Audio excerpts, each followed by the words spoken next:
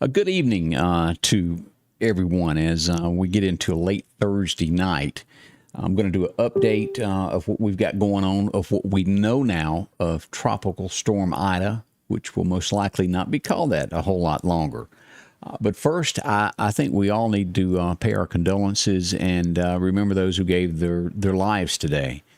13 Americans. We had 11 Marines, one Navy medic, and if I'm not mistaken, one other person that was an American that was killed.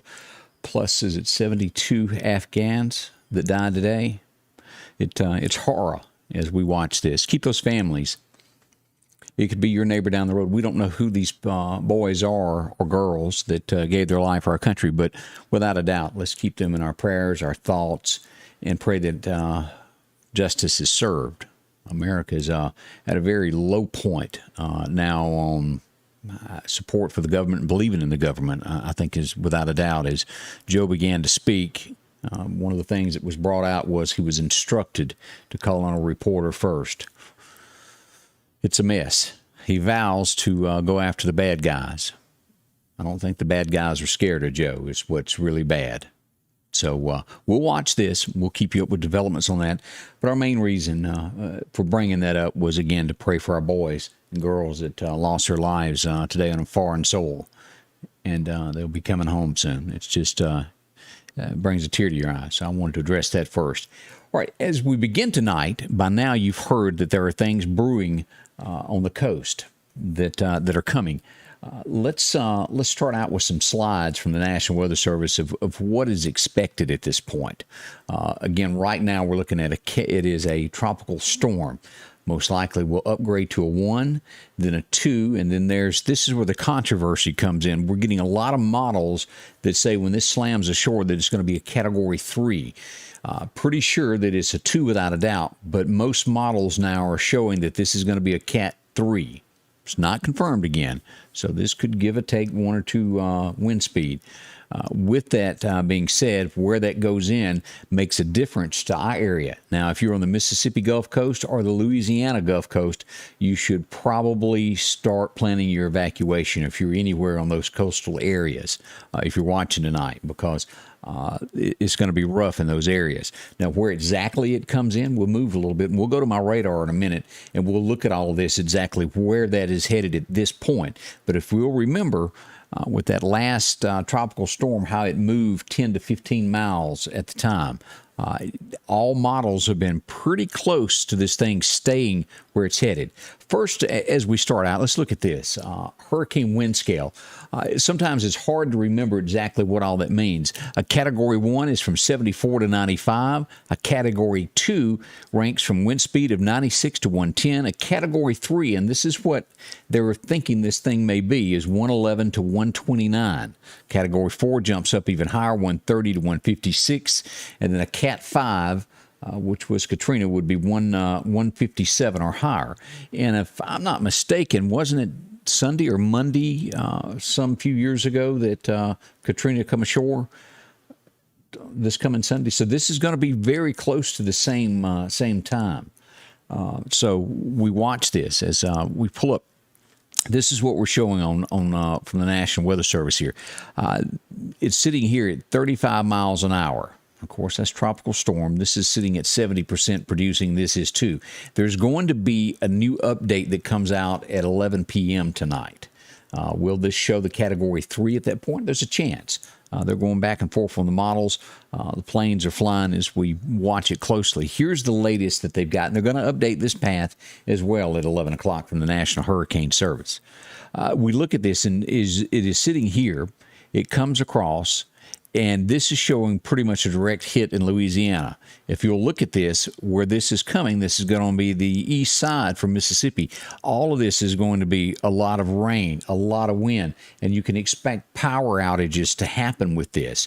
So, and we'll get to this list that I've got here in a minute and talk about that. Now, winds. A lot of people have asked me, well, when will I start feeling a little bit? And this is what the National Weather Service is telling us, the Hurricane Center. As this comes ashore, 8 p.m. Saturday night, you'll start to feel it here on the Gulf Coast. By Sunday at 8 a.m., the Meridian area back towards Jackson will feel the wind gusts from this.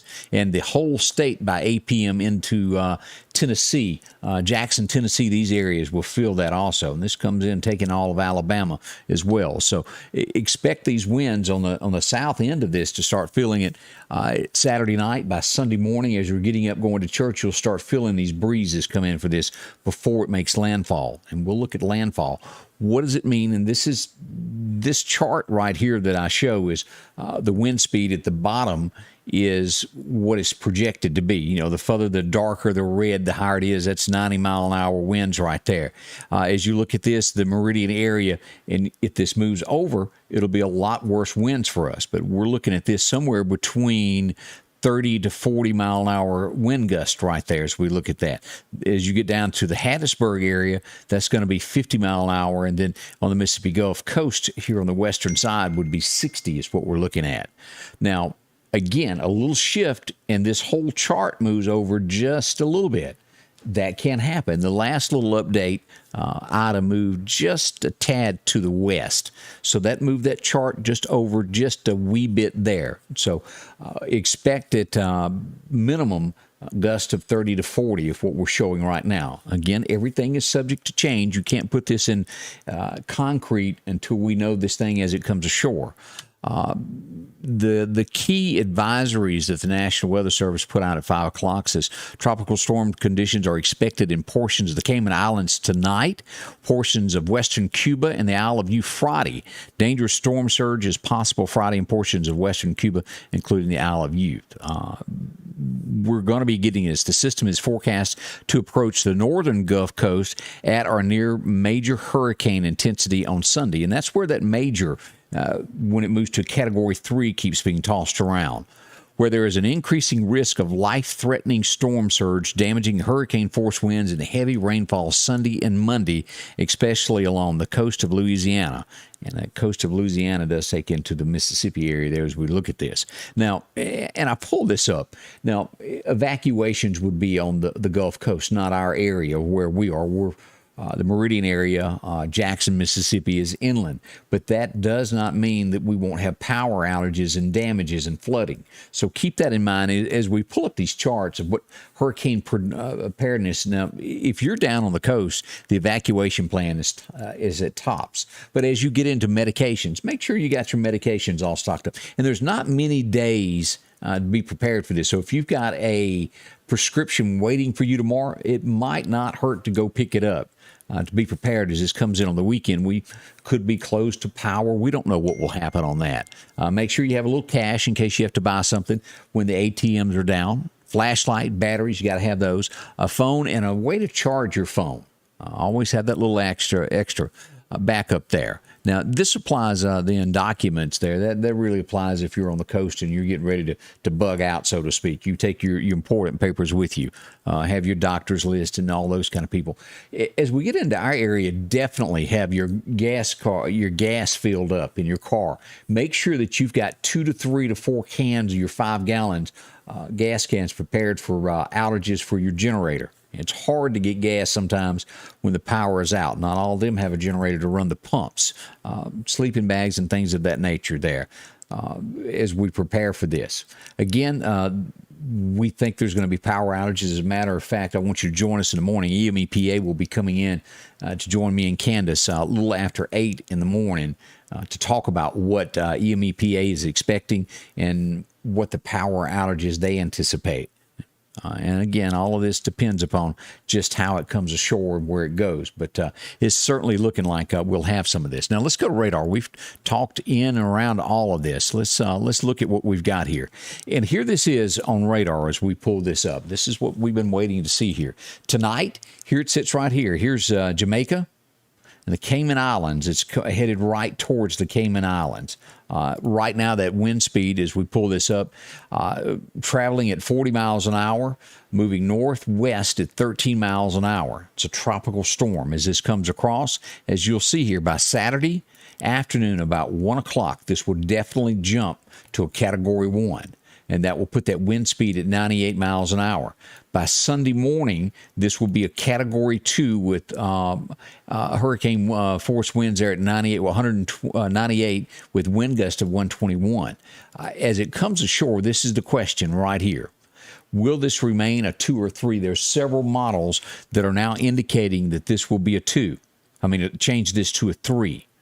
And that's going to be pretty strong. That's 109 mile an hour winds expected at this moment before we get that new update. Just a couple of miles more, and that will become a full-fledged Category 3. And that is what everybody's referring to as a major hurricane coming.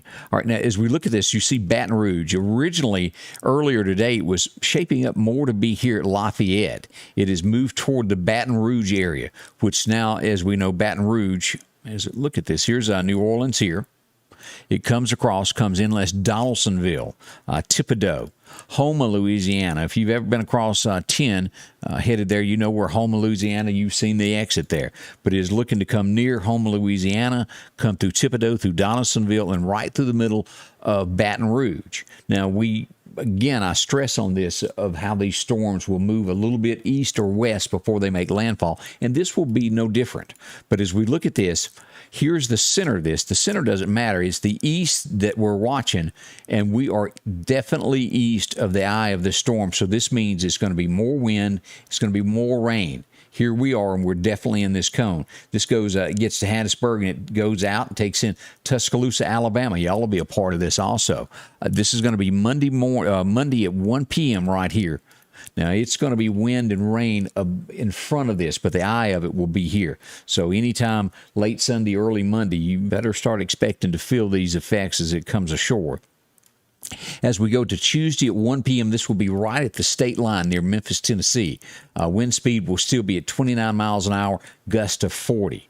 But again, the important thing that I wanted to show and talk to you about tonight is this thing of being strong, number one, 2 to 3 category coming inland, and the Meridian area, East Mississippi, being on the eastern side of the storm. And that's why I say take a little bit extra time. Prepare now while you got a little time before it comes in and we may lose power. Our biggest thing, as we all know, is not that we're on the Gulf Coast and it's going to affect us that way. We have a lot of trees, and the power lines are going to snap with these trees when they come down. I remind you again, as you're sitting in your home, do not stay in a room that has a tree overhanging a part of that room. Like if you've got a huge oak tree that overhangs your living room and it starts the wind blowing, don't stay in that room. Go to another place so you won't be trapped. We see this. This is one of the first things that we see death happening is trees falling on people. So again, this is an update of what we know tonight. It's going to increase, most likely. We'll have another update coming out tonight at 11 o'clock, and then as this moves in, and we'll have new updates bright and early tomorrow morning. This gives you a general idea of what we've got to expect as these storms come in, and I'll be here through it all to walk you through it step by step as this comes in, where the winds are and what's going on, where the rain is, to keep you up to date on it. Lori Rice said she's got kids in the Baton Rouge and good friends in Houma, Louisiana, and it's headed in that direction. Tomorrow will be the deciding day of where you need to go. Louisiana is already starting to have some evacuations, and you can go to their website and look at that. The Weather Channel and what the governor is saying out of Louisiana. Not much has been said on the Mississippi side as of yet, but as that comes about, we'll share that information also. But that's what we've got so far. I won't keep you all night on the what ifs. This is what we know right now. This will most likely change a little bit, but I'll be here to bring you that news as it happens to keep you updated with the very latest of this. So be careful. You cannot be too prepared on these things, and I urge that. Now, as we remember back to the ice storm, I want to remind you of this. Should we lose power, that's when you need to start thinking about filling up your bathtubs and having water in your bathtubs. If we lose power now, they don't have a lot of generators on these pumps, and eventually they do run out. And it's just rough to be without water. A lot of folks back in that one said they'd rather do without electricity rather than water. Water's pretty important. Y'all remember that. But again, that's where we are, and I appreciate it, everybody watching. If you know of any products you think that people ought to stockpile or have on hand make a note of it. Somebody might not have thought of that yet. A big thank you to our sponsors that make all of this happen each and every day. Thank you to them. Piggly Wiggly of Collinsville, Joe, Lauderdale County Farm Supply, Eastgate Tire, San Marcos Mexican Restaurant, Talbert Enterprises, the Precast Group. Can't do it without them. SMI Automotive, Sanders Gas, Chet's Paint and Body. Drop by and visit with them. Why Not Motorsports Park, Freeman Tractor, Masterflow Plumbing. Of course, they'll help you out there. Godwin Cleaning Services, along with Citizens National Bank, EMEPA, Snowden and Company, and also Kim's Photography and Graphics Guru. A few of the people that help us out with our sponsorships and take care of us. We appreciate them. And again, I'll be back bright and early tomorrow morning at 6:30. Unless something else changes, we'll go live to tell you about that. But again, this is what we watch as we pull back up radar so you can see there. And as you well see, Mississippi, Alabama, right amongst all of this with our friends in Louisiana.